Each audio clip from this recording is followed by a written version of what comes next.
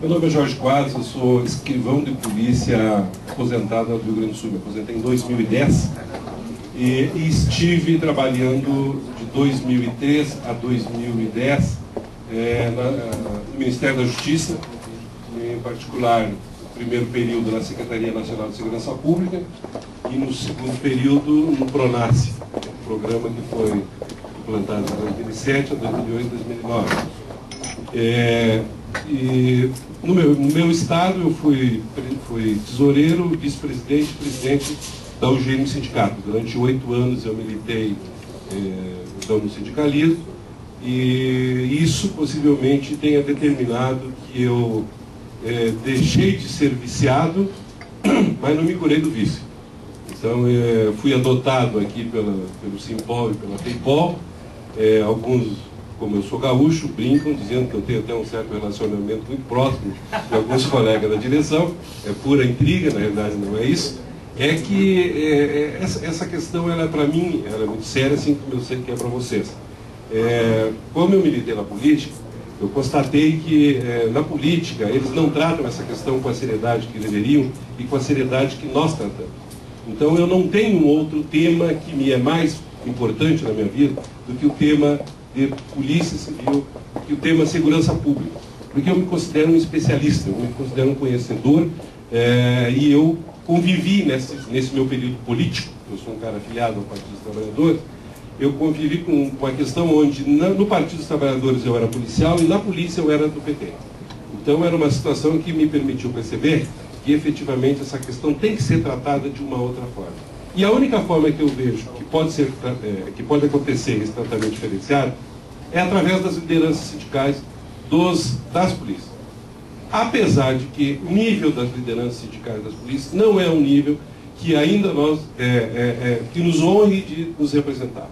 Evidentemente que eu estou me arriscando nisso para frente de vocês, mas sei que tem um grande número de lideranças que têm essa capacidade, porque percebem o papel que desempenham.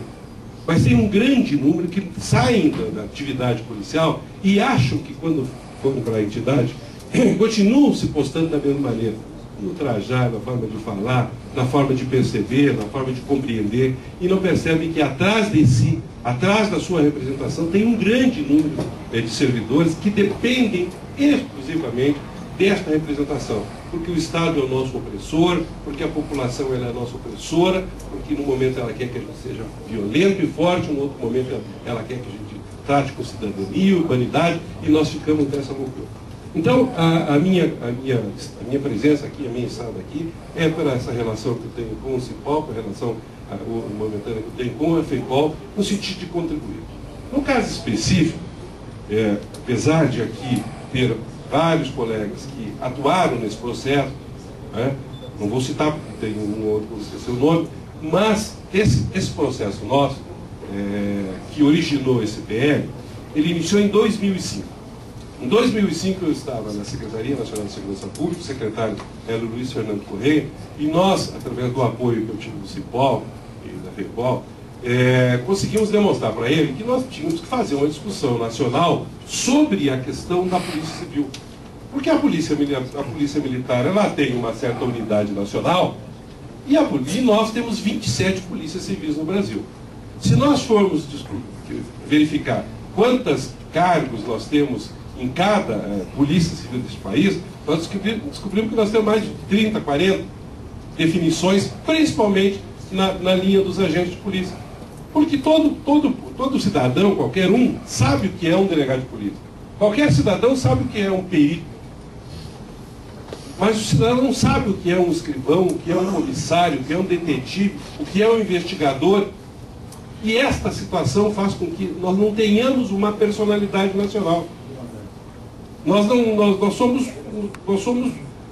às vezes, o empregado delegado, às vezes o cara violento, às vezes isso, às vezes aquilo. Alguns, por um mérito pessoal, se sobressaem em determinadas operações, determinadas ações, mas nós não temos uma identidade nacional. E, em vista disso, e em vista também do processo, da forma de gestão das polícias, o Luiz Fernando, que é um delegado, que agora está aposentado, mas era um delegado federal, entendeu e nos oportunizou que durante 2 anos nós conseguíssemos financiar que lideranças sindicais, algumas aqui presentes, que podem testemunhar isso, policiais, delegados, agentes de todos os estados, participassem então dessa caravana, onde nós começamos a discutir efetivamente o que é, em que consiste, em que se resume a Polícia Civil. E eu discordo respeitosamente do Valente, quando ele diz que não traz para nós nada a aprovação desse projeto. Eu digo sim, traz. Traz dignidade, traz personalidade, traz um reconhecimento. Eu sei que ele pensa isso também, mas ele foi infeliz na colocação, ao meu ver. Traz, porque hoje nós somos colocados numa condição subalterna, porque a nossa instituição ela não tem essa personalidade nacional, ela atua de forma diferenciada, ela atua muito bem, obrigado, em todos os lugares, mas ela não consegue ter um status de representação. Então, eu ontem estava conversando lá na FEIPOL, e aí foi onde eu conheci o colega, permite, apesar de ser aposentado, permite chamar assim, Moraes, lá de Sergipe, quando ele, de uma forma bastante acertada, fazia ponderações e questionamentos sobre as ideias e sobre os movimentos que as entidades fazem no sentido de fazer esse enfrentamento. E eu percebi que ele não conhecia essa história de 2005.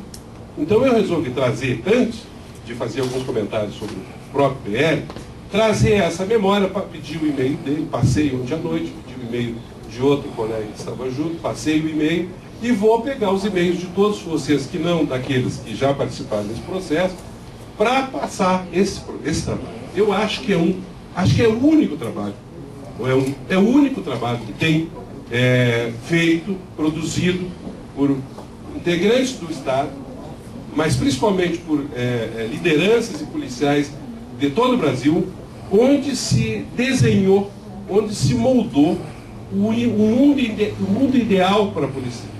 A Polícia Civil, se ela quiser ser, um dia, uma polícia adulta, uma polícia profissional, ela tem que alterar toda a forma de procedimento que hoje ela tem, uma forma burocratizada, uma forma onde ela perde o foco, uma forma onde ela vê no inquérito policial a sua grande arte, quando na realidade a sua grande obra, a sua grande arte está na investigação criminal, que é o objeto de desejo de qualquer instituição.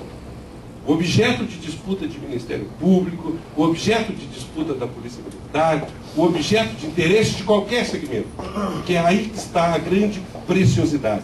A preciosidade não está naquela coisa burocrática, atrasada, que é o inquérito policial. A preciosidade está de que forma que os policiais chegam na solução, na resolução de fatos dos quais não se tem, às vezes, nenhum indício.